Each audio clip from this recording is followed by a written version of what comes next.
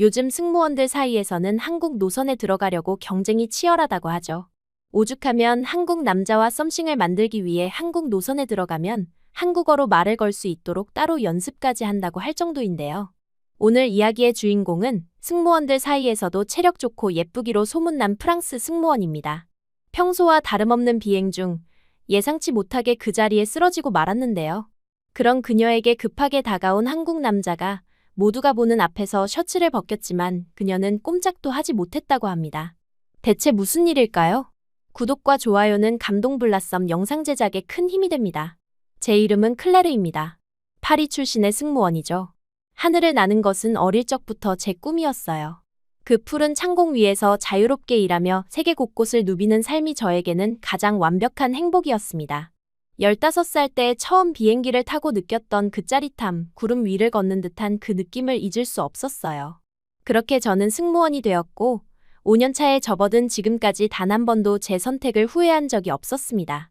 그날도 평소와 다름없는 하루였어요. 파리에서 인천으로 가는 노선, 장거리 비행이었지만 익숙한 루트였습니다. 탑승 전 동료들과 가볍게 대화를 나누며 컨디션을 체크했죠. 저는 항상 체력에 자신이 있었어요. 장거리 비행도 거뜬히 해내는 스태미나가 제 자랑이었습니다. 클레르, 오늘도 역시 완벽해 보이네. 수석 승무원 마리가 웃으며 말했어요. 저는 미소로 답했습니다. 비행이 끝나면 인천에서 유명한 찜질방에 꼭 가보고 싶어요. 비행은 순조롭게 시작됐습니다. 이륙 후 식사 서비스, 면세품 판매까지 모든 것이 일상적인 루틴대로 진행됐어요. 비행 중반에 접어들었을 때였습니다. 갤리에서 음료를 준비하던 중 갑자기 가슴 한쪽에 날카로운 통증이 느껴졌어요. 처음에는 단순한 피로감이라 생각했습니다. 몇 번이고 심호흡을 시도했지만 통증은 점점 더 심해졌어요. 괜찮아? 옆에 있던 동료 소피가 물었습니다. 조금. 가슴이 아파요. 제 목소리가 떨리는 것을 느꼈어요.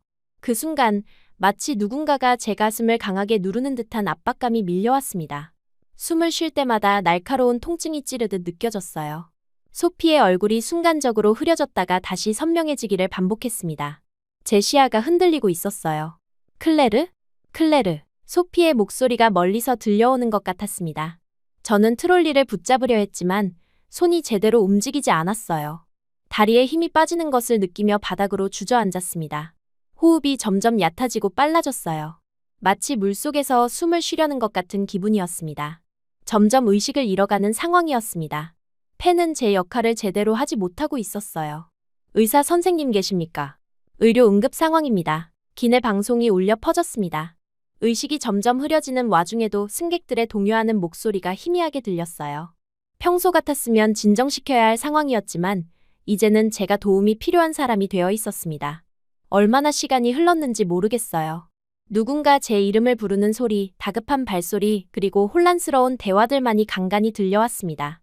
산소 마스크를 가져와요. 마리의 목소리였어요. 차가운 산소 마스크가 제 얼굴에 닿았지만 숨을 쉬는 것은 여전히 고통스러웠습니다. 제 폐는 마치 납으로 가득 찬 것처럼 무거웠어요. 의식이 점점 더 희미해지고 있었습니다. 이대로 죽는 건가 하는 생각이 스쳐 지나갔어요. 이륙 전 마리와 나눈 대화가 떠올랐습니다. 인천의 찜질방. 가보지도 못한 채 이렇게 끝나는 건가요? 그때였습니다. 혼란스러운 상황 속에서 한 남자의 목소리가 또렷이 들려왔어요. 비켜주세요. 저는 한의사입니다. 그 목소리는 차분했지만 강인함이 느껴졌습니다. 제 흐릿한 시야에 한 남자가 들어왔어요. 동양인이었습니다. 그는 신속하게 제 상태를 확인하기 시작했어요. 기흉인 것 같습니다. 빨리 감압이 필요해요. 남자의 진단은 확신에 차 있었습니다. 주변에서 동료들의 동요하는 목소리가 들렸어요. 동양 의사라고요? 괜찮을까요? 그 순간 저는 그들의 의심이 느껴졌습니다. 서양에서는 동양 의학을 온전히 인정하지 않는 경향이 있었어요. 하지만 지금 제 상황은 그런 편견을 논할 시간조차 없을 만큼 급박했습니다. 지금 당장 조치하지 않으면 곧 생명이 위험할 겁니다. 그의 목소리에는 강한 결의가 담겨 있었어요. 제 의식은 점점 더 희미해졌지만 그가 의료 키트를 열고 굵은 바늘을 꺼내는 모습이 보였습니다. 동료들이 망설이는 사이 그는 주저함 없이 제 셔츠 단추를 풀기 시작했어요. 잠깐만요. 마리가 외쳤습니다. 시간이 없습니다. 그의 대답은 단호했어요. 그는 제 셔츠를 젖히고 가슴 부위를 노출시켰습니다. 승객들의 놀란 시선과 동료들의 당혹감이 느껴졌어요. 하지만 그 남자의 손길은 흔들림이 없었습니다. 그는 정확한 위치를 찾아 바늘을 준비했어요. 쉿, 괜찮아질 거예요. 그가 부드럽게 말했습니다. 저는 그 순간 이상하게도 안심이 됐어요. 그의 눈빛에는 확신과 따뜻함이 공존했습니다. 그는 망설임 없이 바늘을 제 흉부에 삽입했어요. 순간 날카로운 통증이 느껴졌지만 곧 쉿 하는 소리와 함께 압박감이 사라지기 시작했습니다. 마치 무거운 바위가 제 가슴에서 굴러 떨어진 것 같았어요. 숨을 쉴 때마다 조금씩 산소가 폐로 들어오는 것이 느껴졌습니다. 생명이 다시 제 몸 안으로 돌아오는 듯했어요. 의식이 조금씩 선명해지며 제 주변에 있는 사람들의 얼굴이 보이기 시작했습니다. 호흡이 돌아오고 있어요. 소피의 기쁨에 참 목소리가 들렸어요. 승객들 사이에서 안도의 한숨과 함께 박수 소리가 터져 나왔습니다. 그 남자는 여전히 제 곁에 무릎을 꿇고 앉아 제 상태를 지켜보고 있었어요. 감사합니다. 겨우 그 말을 할 수 있었습니다. 그는 미소 지었어요. 상우라고 합니다. 한의사예요. 한의사. 그 단어가 제 머릿속에 맴돌았습니다. 서양 의학에서는 잘 알려지지 않은 동양의 전통 의학이었어요. 하지만 지금 이 순간 그 한의사가 제 생명을 구했다는 사실은 분명했습니다. 기내에서의 응급처치 후 비행기는 예정대로 인천으로 향했어요. 제 상태는 안정되었지만 상우는 계속 제 곁을 지켰습니다. 그는 간간히 제 맥박을 확인하고 호흡이 괜찮은지 물었어요. 그의 손길은 따뜻했고 눈빛은 진실되었습니다. 착륙 후에 바로 병원으로 가야 합니다. 응급처치한 상태고 빨리 제대로 치료를 받아야 해요. 그가 말했습니다. 저는 고개를 끄덕였어요. 비행기가 인천에 도착했을 때 이미 구급차가 대기하고 있었습니다. 동료들은 걱정스러운 표정으로 제게 인사했어요. 상우는 구급대원들에게 제 상태를 설명하며 자신이 기내에서 행한 응급처치에 대해 상세히 알려주었습니다. 함께 가도 될까요? 그가 구급대원에게 물었어요. 환자분과 어떤 관계이신가요? 구급대원이 물었습니다. 잠시 망설임이 있었어요. 우리는 방금 만난 사이였으니까요. 하지만 상우는 주저하지 않고 대답했습니다. 기내에서 제가 그녀에게 응급 처리를 했습니다. 상황 설명이 필요할 것 같습니다. 그렇게 그는 구급차에 함께 탑승했어요. 병원으로 향하는 동안 제 손을 꼭 잡아주던 그 따뜻한 손길이 아직도 생생합니다. 흐릿한 의식 속에서도 그의 얼굴을 또렷이 기억할 수 있었어요. 그 순간 저는 알지 못했습니다. 이 우연한 만남이 제 인생을 완전히 바꿔놓게 될 거라는 사실을요. 그가 제 셔츠를 찢고 가슴에 바늘을 꽂은 그 순간 제 생명만 구한 것이 아니었습니다. 그는 제 인생에 새로운 생명을 불어넣어준 사람이었어요. 죽음의 문턱에서 만난 운명의 남자. 얼굴만을 바라보며 저는 잠이 들듯 의식을 잃었습니다. 병원에서 눈을 떴을 때 처음 본 것은 흰 천장이었어요. 낯선 공간에 잠시 혼란스러움을 느꼈습니다. 몸을 움직이려 했지만 가슴 부위에 느껴지는 둔한 통증이 저를 현실로 돌아오게 했어요. 그제서야 비행기에서 있었던 일들이 조각조각 기억나기 시작했습니다. 숨을 쉴 수 없었던 그 고통, 그리고 나를 구해준 그 남자. 고개를 돌려 병실을 둘러보니 구석에 있는 소파에서 한 남자가 고개를 숙인 채 졸고 있었어요. 상우였습니다. 그는 하룻밤 내내 이곳에 있었던 걸까요? 창문 너머로 비치는 아침 햇살이 그의 얼굴을 비추고 있었어요. 잠든 모습이었지만 여전히 그 얼굴에는 진중함이 묻어났습니다. 저도 모르게 미소가 지어졌어요. 생면부지의 외국인을 위해 이렇게 밤을 새워 지켜준다는 것이 믿기지 않았습니다. 파리에서라면 상상하기 어려운 일이었어요. 이런 따뜻함이 한국 문화의 일부인지 아니면 그저 상우라는 사람의 특별함인지 궁금했습니다. 침대에서 몸을 일으키려는 소리의 상우가 눈을 떴어요. 그는 잠에서 깨자마자 바로 제 상태를 확인하기 위해 다가왔습니다. 일어나셨군요. 괜찮으세요? 그의 목소리는 여전히 차분했어요. 네, 덕분에요. 제 목소리는 예상보다 더 쇳소리가 났습니다. 상우는 물잔을 건네며 웃었어요. 밤새 산소 포화도가 안정적이었습니다. 걱정하지 마세요. 그제서야 눈치챘는데 그는 제 병상을 지키기 위해 정장 차림 그대로 밤을 새운 것 같았어요. 구겨진 셔츠와 피곤해 보이는 눈가에도 불구하고 그의 태도는 여전히 진중했습니다. 밤새 여기 계셨던 거예요? 제가 물었습니다. 그는 수줍은 듯 미소를 지었어요. 외국에서 오신 분이 혼자 병원에 있으면 불편하실 것 같았습니다. 서류 작업도 좀 도와드렸고요. 알고 보니 그는 제 입원 수속부터 보험 관련 서류 처리까지 모두 도맡아 해주었다고 했어요. 한국어를 전혀 모르는 외국인 환자에게 이런 일은 결코 쉽지 않은 문제였을 텐데 그는 그 모든 것을 묵묵히 해결해 주었습니다. 정말 감사해요. 어떻게 보답해야 할지. 제 말에 그는 고개를 저었습니다. 의사로서 당연한 일을 했을 뿐이에요. 몇 시간 후 제 동료 승무원들이 화려한 꽃다발을 들고 병문안을 왔어요. 소피, 마리, 줄리엣은 눈시울을 붉히며 저를 와락 껴안았습니다. 그 순간까지 제 곁을 지키고 있던 상우는 공손하게 고개를 숙이며 자리를 비켜주었어요. 그의 배려심이 느껴지는 순간이었습니다. 저 한국 남자가 정말 내 셔츠를 찢고 가슴에 바늘을 꽂았다고? 객실만 보살피던 소피가 믿기지 않는다는 듯 속삭였어요. 완전 영화의 한 장면 같아. 동료들은 기내에서 있었던 모든 상황을 생생하게 전해주었습니다. 제가 의식을 잃은 사이 상우가 얼마나 침착하고 단호하게 행동했는지, 그의 손길이 얼마나 정확했는지에 대해 모두가 경외감을 표했어요. 이번 기간 내내 상우는 매일 같은 시간에 찾아왔습니다.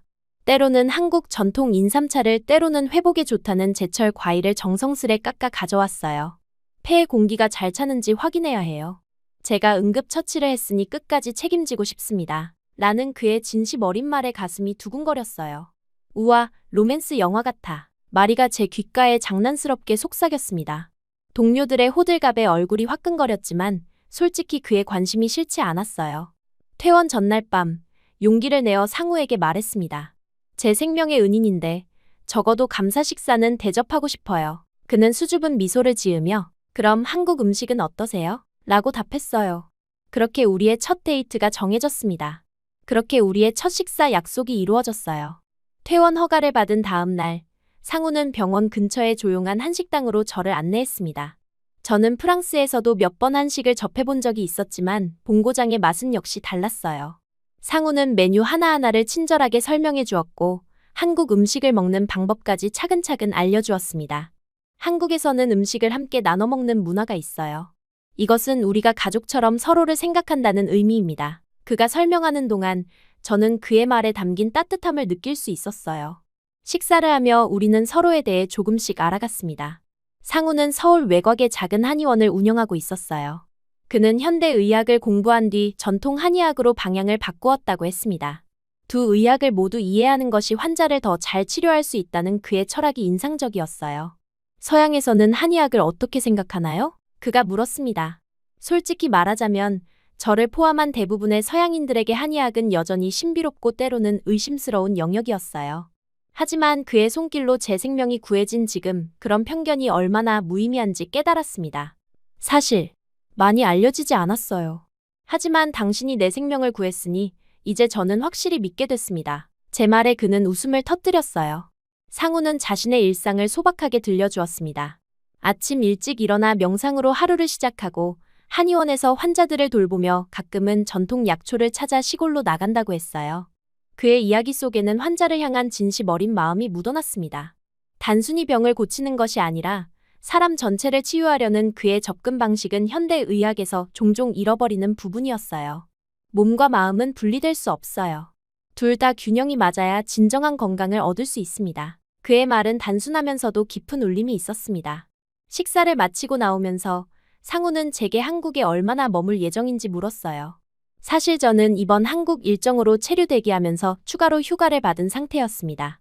본래 계획은 인천에서 이틀, 서울에서 나머지를 보내는 것이었어요. 하지만 갑작스러운 입원으로 일정이 모두 흐트러졌습니다. 그리고 그 덕분에 이렇게 한 남자를 알게 되었고, 저는 지금 이 기회를 놓치고 싶지 않았어요. 저 서울 구경 좀 시켜주시면 안 될까요? 저의 부끄러운 질문에 상우는 웃으며 물론이라는 대답을 해줬습니다. 그렇게 우리는 다음 날 다시 만나기로 약속했습니다. 호텔로 돌아오는 길, 저는 이상하게 설레는 마음을 느꼈어요. 단순한 감사함을 넘어 상우라는 사람에 대한 호기심이 커져가고 있었습니다. 그의 차분한 목소리, 따뜻한 배려, 그리고 무엇보다 제 생명을 구한 그 결단력 있는 모습이 자꾸 떠올랐어요. 호텔에 도착해 동료 승무원들을 만났을 때 모두가 제 상태를 걱정하며 반겨주었습니다. 소피, 마리, 그리고 다른 동료들은 비행기에서 있었던 일을 다시 한번 물었어요. 자연스럽게 상우 이야기가 나왔고 저는 그가 얼마나 친절하게 도움을 주었는지 설명했습니다. 그래서 그 한의사와 데이트를 했다고 소피가 장난스럽게 물었어요. 데이트가 아니라 감사의 식사였어. 제가 정정했지만 얼굴이 붉어지는 것을 느꼈습니다. 한의사라고? 목숨을 구해주긴 했지만 그게 진짜 의사야? 마리가 의아한 표정으로 물었어요. 서양에선 인정도 못 받는 거 아냐? 그 말에 순간 불편함이 느껴졌습니다. 상우의 손길이 제 생명을 구했는데 그를 진짜 의사가 아니라고 말하는 것이 몹시 부당하게 느껴졌어요. 하지만 문화적 차이를 설명하는 것이 쉽지는 않았습니다. 그가 어떤 의사든 내 목숨을 구한 건 사실이야. 제가 단호하게 말했어요. 다음 날 상우는 약속대로 호텔로 저를 데리러 왔습니다. 그는 서울의 아름다운 궁궐들과 전통시장을 안내해 주었어요. 경복궁의 웅장함, 인사동의 활기찬 분위기, 한강공원의 여유로움까지. 상우와 함께하는 시간은 관광 책자에 나오지 않는 진짜 한국을 경험하는 시간이었습니다. 한국 사람들은 정이라는 특별한 감정을 중요하게 생각해요. 서로를 배려하고 함께 나누는 마음이죠. 상우가 설명했습니다. 그의 말처럼 저는 한국 곳곳에서 그 정을 느낄 수 있었어요. 식당에서 처음 보는 손님에게도 서비스라며 음식을 더 내어주는 모습, 길을 묻는 외국인에게 직접 목적지까지 안내해주는 친절함. 그리고 무엇보다 상우가 저에게 보여준 그 따뜻한 배려가 바로 그 정의 실천이었습니다. 호텔로 저를 데려다 주던 상우는 제게 뜻밖의 제안을 했어요. 내일은 제 한의원을 구경하러 오실래요? 실제 한의학이 어떻게 이루어지는지 보여드리고 싶습니다. 저는 기쁘게 수락했어요. 사실 그의 직업, 그가 사랑하는 일에 대해 더 알고 싶었습니다. 호텔로 돌아와 동료들에게 이 계획을 이야기했을 때 그들의 반응은 여전히 회의적이었어요. 침 맞는 거 아니야? 무섭지 않아? 소피가 물었습니다. 한약? 그거 맛없다던데. 마리도 인상을 찌푸렸어요. 하지만 그들의 의심에도 불구하고 저는 상우와의 약속이 기다려졌습니다. 이튿날 상우의 한의원을 방문했어요. 작지만 정갈한 공간이었습니다. 한약향이 은은하게 퍼져 있었고 벽에는 인체의 경락도가 걸려 있었어요. 상우는 기본적인 한의학 원리부터 시작해 진맥, 침술, 한약 처방까지 차근차근 설명해 주었습니다. 서양 의학이 증상을 치료한다면 한의학은 근본 원인을 찾아 균형을 회복시키는 데 중점을 둡니다. 그의 설명은 명확했어요. 그날 저녁, 상우는 저와 동료들을 모두 한국 전통 식당으로 초대했습니다. 한국의 미식 문화를 제대로 경험시켜주고 싶다는 이유였어요. 처음에는 어색한 분위기였지만 상우의 차분하고 다정한 태도 덕분에 자리는 점점 부드러워졌습니다. 클레르가 비행기에서 쓰러졌을 때 정말 놀랐어요. 평소에는 체력이 정말 좋거든요. 마리가 말했어요. 마르고 키가 큰 체형은 기압 변화에 더 민감할 수 있습니다. 특히 장거리 비행에서는요. 상우가 전문적으로 설명했습니다. 그의 설명에 동료들은 점점 관심을 보이기 시작했어요. 항공 승무원으로서 자주 겪는 건강 문제들에 대해 질문하기 시작했고 상우는 하나하나 친절하게 답변해 주었습니다. 어느새 테이블의 분위기는 완전히 바뀌어 있었어요. 특히 소피는 상우에게 많은 질문을 던지며 은근한 호감을 드러냈습니다. 한국에서 오래 머물면 나도 한번 치료받을 수 있을까요? 그녀의 목소리에는 미묘한 애교가 섞여 있었어요. 그 순간 제 가슴 한켠에서 이상한 감정이 일었습니다. 불편함, 아니 질투라고 해야 할까요? 상우를 향한 소피의 관심이 달갑지 않게 느껴졌어요. 제가 상우에게 특별한 감정을 갖게 되었다는 사실을 그제서야 인정하게 됐습니다. 하지만 상우는 소피의 관심에 정중하게 응대할 뿐 특별한 반응을 보이지 않았어요. 그의 시선은 대화 내내 종종 저를 향했고 그때마다 우리의 눈이 마주치면 그는 따뜻하게 미소 지었습니다. 그 미소에 제 마음은 더욱 설레었어요. 식사를 마치고 헤어질 때 상우는 제게 조용히 말했습니다. 내일도 시간 되세요? 제가 특별한 곳을 보여드리고 싶어요. 저는 망설임 없이 고개를 끄덕였어요. 이제는 확실했습니다. 이 감정은 단순한 감사함이나 호기심을 넘어선 것이었어요. 저는 상우에게 이끌리고 있었고 그와 함께하는 시간이 더 필요했습니다. 그리고 그 시간 속에서 우리의 인연이 어디로 흘러갈지 기대와 설렘으로 가득 찬 마음으로 내일을 기다렸어요. 상우와 함께한 며칠은 꿈처럼 흘러갔어요. 그는 매일 아침 한의원 진료 시작 전에 제게 전화를 걸어 안부를 물었고 틈틈이 한국의 아름다운 곳들을 안내해 주었습니다. 그의 배려 덕분에 낯선 나라에서의 회복 시간은 오히려 특별한 추억이 되어가고 있었어요. 우리는 점점 더 가까워지고 있었고 제 마음속에는 이미 그를 향한 감정이 깊게 자리 잡고 있었습니다. 동료들과 함께 묵고 있는 호텔 로비에서 아침 식사를 하던 중이었어요. 여느 때처럼 동료들은 한국에서의 경험을 공유하고 있었습니다. 소피가 갑자기 어깨를 만지며 인상을 찌푸렸어요. 이 어깨 통증이 왜 이렇게 심해지는 거지? 비행 때마다 점점 더 악화되는 것 같아. 그녀가 말했습니다. 그때 마리가 농담처럼 던진 한마디가 모든 것의 시작이었어요. 클레르의 한의사 남자친구한테 치료받아 볼까? 그래도 클레르는 살려냈잖아. 소피는 반신반의하는 표정이었지만 관심을 보였습니다. 사실 저희 동료들은 모두 장기간 비행으로 인한 크고 작은 신체적 불편함을 안고 살았어요. 목, 어깨, 허리 통증은 물론이고 시차 적응 문제, 수면 장애까지. 직업병이라 생각하며 그냥 참고 지내는 경우가 대부분이었습니다. 괜찮다면 상우에게 물어볼게요. 아마 도움을 줄 수 있을 거예요. 제가 제안했어요. 그날 오후, 상우에게 전화했을 때 그는 기꺼이 동료들을 진료해 주겠다고 했습니다. 오히려 서양인들에게 한의학을 소개할 기회라 감사하다. 며 웃었어요. 상우의 한의원 방문 일정이 잡혔고 호기심 반, 시험해보자는 마음 반으로 3명의 동료가 함께 가기로 했습니다. 방문 당일, 한의원으로 향하는 택시 안에서 동료들의 표정은 여전히 의심스러움이 가득했어요. 정말 효과가 있을까? 바늘 꽂는 거 아니야? 아프지 않을까? 같은 질문들이 오갔습니다. 솔직히 저도 한의학 치료를 직접 받아본 적은 없었기에 확신을 주기는 어려웠어요. 다만 상우를 믿는다는 말만 할 수 있었습니다. 한의원에 도착하자 상우가 따뜻한 미소로 우리를 맞이했어요. 그의 한의원은 생각보다 현대적이면서도 전통적인 요소가 조화롭게 어우러진 공간이었습니다. 은은한 한약향이 퍼져 있었고 벽에는 경락도와 함께 현대의학 서적들도 가지런히 꽂혀 있었어요. 상우는 먼저 한의학의 기본 원리에 대해 간략히 설명해 주었습니다. 음양의 균형, 기의 흐름, 오장육부의 조화 등 생소한 개념들이었지만 그의 명쾌한 설명 덕분에 이해하기 쉬웠어요. 특히 비행 업무가 신체에 미치는 영향을 한의학적 관점에서 분석한 부분은 모두의 관심을 끌었습니다. 장시간 같은 자세 유지, 기압 변화, 불규칙한 생활 패턴이 기혈의 순환을 방해합니다. 그래서 승무원분들에게 특정 부위 통증이 자주 나타나는 거예요. 그의 분석은 정확했어요. 소피가 먼저 치료를 받기로 했습니다. 그녀는 만성적인 어깨 결림과 목 통증을 호소했어요. 상우는 먼저 소피의 손목에 있는 맥을 짚어보며 전체적인 건강 상태를 확인했습니다. 그런 다음 어깨와 목 주변을 세심하게 살피며 문제 부위를 정확히 짚어냈어요. 여기가 많이 뭉쳤네요. 승모근과 경추 주변 근육이 굳어 있습니다. 침 치료와 부항으로 풀어드릴게요. 침 치료가 시작되자 우리 모두 긴장했어요. 소피는 눈을 꼭 감고 있었습니다. 하지만 상우의 손길은 놀라울 정도로 섬세했어요. 그는 침을 놓을 때마다 소피의 반응을 살피며 최대한 통증을 줄이기 위해 노력했습니다. 몇 분 후 소피의 표정이 놀랍게 변했어요. 아프지 않아. 오히려 시원한 느낌? 그녀의 목소리에는 놀라움이 묻어났습니다. 침 치료 후에는 부항 요법이 이어졌어요. 소피의 등에 둥근 자국이 생기는 것을 보며 마리가 웃음을 참지 못했습니다. 소피, 너 얼룩말 되는 거 아니야? 하지만 치료가 끝난 후 소피의 얼굴은 훨씬 편안해 보였어요. 그녀는 목을 좌우로 돌리며 놀라움을 감추지 못했습니다. 믿기지 않아. 몇 년 동안 안 풀리던 뻐근함이 많이 나아졌어. 소피의 솔직한 감탄에 다른 동료들도 호기심 어린 눈으로 상우를 바라봤어요.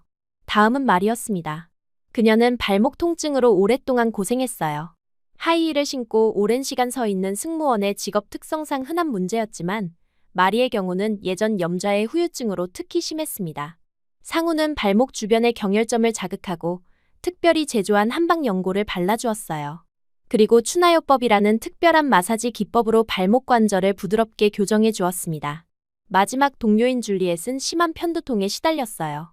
상우는 머리와 목 주변의 경혈점에 침을 놓고 따뜻한 한약차를 준비해 주었습니다. 모든 치료 과정에서 그의 태도는 진중하고 정성스러웠어요. 환자의 불편함을 최소화하기 위해 끊임없이 소통하며 각 치료법의 원리와 효과를 이해하기 쉽게 설명했습니다. 놀라운 것은 치료 후 동료들의 반응이었어요. 소피의 어깨는 몇 년 만에 처음으로 가벼워졌고 마리는 발목을 돌릴 때 느끼던 통증이 현저히 줄었다고 했습니다. 줄리엣의 두통도 많이 완화되었어요. 그들의 표정에서 의심은 사라지고 대신 놀라움과 감사함이 자리 잡았습니다. 한의원을 나서는 길. 소피가 상우에게 다가가 진심 어린 감사를 표했어요. 정말 놀라워요. 서양 의학에서는 그저 진통제만 주고 말았는데 당신은 진짜 원인을 찾아 치료하네요. 상우는 겸손하게 웃으며 대답했습니다. 두 의학은 서로 보완적이에요. 각각의 장점이 있으니까요. 귀갓길, 택시 안에서 동료들의 대화는 완전히 달라져 있었어요. 한의학에 대한 회의적인 태도는 온데간데없고 이제는 오히려 더 배우고 싶다는 호기심으로 가득했습니다. 특히 소피는 상우에 대한 관심을 노골적으로 드러냈어요. 그 한의사 정말 대단해. 실력도 뛰어나고 게다가 잘생기기까지 했어. 클레르, 너 정말 운이 좋았구나. 소피의 말에 모두가 웃었지만 저는 묘한 불편함을 느꼈습니다. 호텔로 돌아온 후 상우에게서 문자가 왔어요.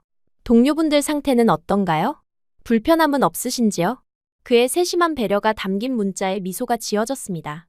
전화로 동료들의 긍정적인 반응을 전하자 그는 진심으로 기뻐했어요. 다음 날 아침, 소피가 제게 다가와 물었습니다. 클레르, 너와 상우는 정말 사귀는 사이야? 제가 머뭇거리자 그녀는 계속해서 말을 이어갔어요. 아니라면 내가 한번 도전해도 될까? 정말 매력적인 사람 같아. 그 말에 제 가슴이 묘하게 조여왔습니다. 상우와 저는 아직 공식적인 관계가 아니었지만 누군가 그에게 관심을 보이는 것이 마음에 들지 않았어요. 특히 소피는 아름답고 활발한 성격으로 남성들에게 인기가 많았습니다. 그녀와 상우가 가까워진다면 생각만 해도 불안했어요. 우리는 아직 정확히 정의된 사이는 아니지만 서로에게 특별한 감정이 있어. 제가 조심스럽게 대답했습니다. 소피는 장난스럽게 웃으며 말했어요. 알았어, 알았어. 내 영역은 침범하지 않을게. 하지만 그 사람 정말 특별한 것 같아. 놓치지 마. 그날 오후 상우와의 약속이 있었어요. 그는 저를 한강공원으로 초대했습니다. 우리는 강변을 따라 천천히 걸으며 이야기를 나눴어요. 자연스럽게 어제 있었던 일, 동료들의 반응에 대해 이야기하게 되었습니다. 솔직히 말하면 처음에 동료들은 한의학을 신뢰하지 않았어요. 그게 진짜 의학이냐는 식의 반응이었죠. 제가 솔직하게 말했습니다. 상우는 웃으며 고개를 끄덕였어요. 익숙하지 않은 반응이에요. 해외에서 공부할 때도 자주 경험했습니다. 하지만 치료 결과가 말해주죠. 소피가 당신에게 관심이 있는 것 같아요. 제 입에서 저도 모르게 그 말이 튀어나왔습니다. 상우는 잠시 걸음을 멈추고 제 눈을 똑바로 바라봤어요. 그의 눈에는 따뜻한 미소가 어려 있었습니다. 클레르, 내게는 당신밖에 보이지 않아요. 그의 진실된 목소리에 제 심장이 빠르게 뛰었습니다. 그날 저녁, 우리는 소주를 한 잔씩 나누며 더 깊은 대화를 나눴습니다. 그는 어린 시절부터 의사가 되고 싶었던 꿈, 서양의학을 공부하다 한의학으로 방향을 바꾼 계기, 그리고 환자를 대하는 자신만의 철학을 이야기했어요. 모든 이야기에는 진심이 묻어났고 저는 점점 더 그에게 끌렸습니다. 식사를 마치고 호텔로 돌아오는 길, 상우가 제 손을 조심스럽게 잡았어요. 그 순간 모든 불안과 의심이 사라졌습니다. 우리 사이에 흐르는 감정은 분명했고 이제는 더 이상의 말이 필요하지 않았어요. 상우는 제가 선택한 사람이었고 그도 저를 선택했다는 사실이 분명해졌습니다. 동료들의 인식이 바뀐 것처럼 제 마음속의 불안함도 이제 확신으로 변해 있었어요. 한국에서의 스테이 일정이 끝나가고 있었어요. 파리로 돌아가야 한다는 생각에 마음이 무거워졌습니다. 상우와 함께한 시간은 제게 단순한 여행 이상의 의미가 되어 있었어요. 그는 제 생명을 구한 사람이자 어느새 제 마음속 깊은 곳을 차지한 특별한 사람이 되어 있었습니다. 호텔 로비에서 동료들과 마지막 아침 식사를 하고 있을 때였어요. 소피가 갑자기 제 어깨를 톡톡 두드렸습니다. 클레르, 내 남자친구 정말 대단하다. 내 어깨 통증이 완전히 사라졌어. 소피의 눈빛은 진심이 담겨 있었어요. 마리도 고개를 끄덕이며 동의했습니다. 처음엔 한의사라고 해서 반신반의했지만 내 발목도 훨씬 좋아졌어. 이런 의사를 프랑스에서는 만날 수 없을 거야. 줄리엣까지 합세했어요. 그 사람의 손길에는 뭔가 특별한 게 있어. 단순히 기술만이 아니라 진심으로 환자를 대하는 태도 말이야. 처음에는 무시와 비웃음으로 가득했던 그들의 시선이 이제는 존경과 부러움으로 바뀐 것을 느낄 수 있었습니다. 한의학에 대한 편견은 온데간데 없고 이제는 오히려 더 배우고 싶어하는 호기심으로 가득했어요. 동료들의 인정은 제게 묘한 자부심을 안겨주었습니다. 너 어떻게 할 거야? 내일이면 우리 모두 파리로 돌아가야 하는데. 마리의 질문에 제 마음이 더 무거워졌어요. 사실 이 질문은 제 자신에게도 계속 던지고 있었습니다. 다시 승무원으로서의 복귀를 할 수 없을 거라는 생각이 지배적이었고 새로운 일을 찾아야 할지 매 순간 고민했었습니다. 호텔 방으로 돌아와 짐을 정리하는데 갑자기 전화가 울렸습니다. 회사에서 온 연락이었어요. 순간 가슴이 철렁 내려앉았습니다. 역시 기흉 때문에 저는 잘리게 되는 걸까요? 그렇게 받은 전화는 역시나였습니다. 의료 담당자가 제 건강 상태에 대해 물었고 기흉 발병 후 비행 업무 복귀에 대한 이야기였습니다. 클레르 씨, 의사 소견에 따르면 기흉은 재발 가능성이 높습니다. 특히 기압 변화가 심한 환경에서는 더욱 위험할 수 있어요. 의료 담당자의 목소리가 진지했어요. 그녀는 계속해서 설명했습니다. 우선 한국에서 체류하시다가 안전을 위해 지상직으로 전환하는 것을 권장해요. 최소 6개월에서 1년간은 비행을 피하는 것이 좋겠습니다. 전화를 끊고 창밖을 바라보며 한참을 생각에 잠겼어요. 승무원이 아닌 삶. 하늘을 날지 못하는 삶. 제가 그토록 사랑하던 직업을 잃는다는 것은 큰 상실감이었습니다. 마치 제 정체성의 일부가 사라지는 느낌이었어요. 이제 뭐라고 살지? 저도 모르게 속삭였습니다. 그때 상우에게서 문자가 왔어요. 오늘 저녁에 시간 있으세요? 특별한 곳에 모시고 싶습니다. 그의 메시지에 잠시나마 우울한 생각이 흩어졌어요. 바로 답장을 보냈습니다. 저녁이 되자 상우가 호텔로 마중 나왔어요. 그는 평소보다 조금 긴장한 듯 보였습니다. 차를 타고 한강변의 아름다운 레스토랑에 도착했어요. 창가 자리에서 바라보는 야경은 마치 별이 내려앉은 듯 환상적이었습니다. 식사를 하는 동안 제 마음속 고민을 이야기했어요. 의사의 권고로 비행 업무를 중단해야 한다는 것, 그리고 그로 인한 혼란과 상실감에 대해서요. 상우는 진지하게 경청하며 제 이야기에 공감해 주었습니다. 클레르, 때로는 인생에서 예상치 못한 전환점이 찾아옵니다. 그것이 나쁜 일만은 아니에요. 그의 말에는 깊은 지혜가 담겨 있었어요. 디저트가 나온 후 상우는 주머니에서 작은 상자를 꺼냈습니다. 제 심장이 빠르게 뛰기 시작했어요. 그는 상자를 열어 반지를 보여주었습니다. 그날 비행기에서 셔츠를 찢지 않았다면 당신은 이 자리에 없었을 겁니다. 하지만 그 순간 내가 구한 건 당신의 생명만이 아니었어요. 나 자신의 인생을 찾은 거였습니다. 그의 목소리는 떨렸지만 확신에 차 있었어요. 클레르, 결혼을 전제로 만나보지 않을래요? 한국에서 함께 새로운 삶을 시작하면 어떨까요? 눈물이 제 뺨을 타고 흘러내렸습니다. 그 순간 모든 것이 명확해졌어요. 하늘을 잃었지만 더 큰 행복을 찾은 거였습니다. 망설임 없이 고개를 끄덕였어요. 네, 저도 도전해볼게요. 다음 날 동료들에게 제 결정을 알렸습니다. 파리로 돌아가지 않고 한국에 남아 상우와 새 삶을 시작한다는 소식이었어요. 처음에는 모두가 놀랐지만 곧 진심 어린 축하를 건네주었습니다. 솔직히 너희 둘을 보고 있으면 영화 같았어. 소피가 웃으며 말했어요. 운명이란 게 정말 있나 봐. 그 후 6개월 동안 저는 한국 생활에 조금씩 적응해 나갔어요. 처음에는 언어 장벽이 가장 큰 어려움이었습니다. 매일 2시간씩 한국어 학원에 다니며 기본적인 일상 대화를 익히기 위해 노력했어요. 상우의 한의원에서 외국인 환자들을 위한 통역 봉사를 시작했고 그것이 저희 첫 사회 활동이 되었습니다. 항공사 경력을 살려 인천공항 근처 외국인 전용 의료 관광 상담소에서 파트타임으로 일하기 시작했어요. 한국의 사계절을 처음 경험하며 봄의 벚꽃, 여름의 장마, 가을의 단풍, 겨울의 첫눈까지 모든 순간이 신선한 경험이었습니다. 상우의 가족들과 명절을 보내며 한국의 전통문화도 조금씩 배워갔어요. 이방인의 눈으로 바라본 한국은 때로는 낯설었지만 상우와 함께라면 이곳이 제 새로운 고향이 될 수 있다는 확신이 들었습니다. 결혼 준비는 빠르게 진행되었습니다.